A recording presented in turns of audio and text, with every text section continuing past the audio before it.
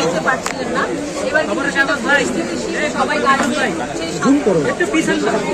চলে যাচ্ছে এবং আমি নিজেও ভোট দিয়ে ফেলেছি। আর বাইরে অনেক গরম, আমরা আশা করছি যে নামাজের পর সবকিছু মিলিয়ে যদি আমরা বলি, যেহেতু জয় পরাজয় সব প্যানেল মিলিয়েই থাকবে, এবারের নির্বাচন নিয়ে যেহেতু নিপুণ কলি একটি পরিষদ হয়েছে, কলি নিপুণ পরিষদ নিয়ে অনেকেই আশাবাদী। আপনার কাছে কি মনে হচ্ছে, ভোটারদের সারা কেমন পেয়েছেন? যাতেই ফোন করে যার কাছে ভোট চাই সেই তো বলে ভোট দেবো। বাকিটা দেখা যাক, ভোটারদের উপরে নির্ভর করবে, কারণ কেউ এখনো পর্যন্ত হতাশ করেনি। আবার পরিস্থিতি কি মনে হচ্ছে এই নির্বাচনের পরিস্থিতিতে? আপনার কাছে যেহেতু সামনে পেলাম, যেহেতু আপনি সেক্রেটারি ছিলেন এবং এখনো নির্বাচন করছেন, জানতে চাই যদি এই যে এত পুলিশ, এত শৃঙ্খলা বাহিনী ব্যবস্থা ভোটারদের থেকে বেশি চলাচল, এটা কিভাবে দেখছেন? কারণ আজকে শিল্পীদের নির্বাচন এবং সেখানে অনেক তারকা শিল্পী আসবে এবং আম জনতারা কিন্তু দেখতে চায় শিল্পীদের, সেই জন্য কিন্তু নিরাপত্তা বাহিনীদেরকে আনা হয়েছে। আমার মনে হয় সেটা শিল্পীদের জন্য ভালো।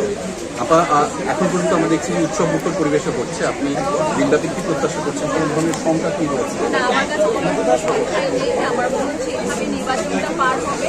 এখন আমরা শুধু আশা করছি যে যত আমরা আপনাদের জন্য ঠান্ডা, কোক, শরবত সবকিছু ব্যবস্থা করছি, আপনারা চলে আসেন। আচ্ছা, আপনারা আসলে কাদের জয়টা চান, আপনাদের জয় নাকি শিল্পীদের জয়?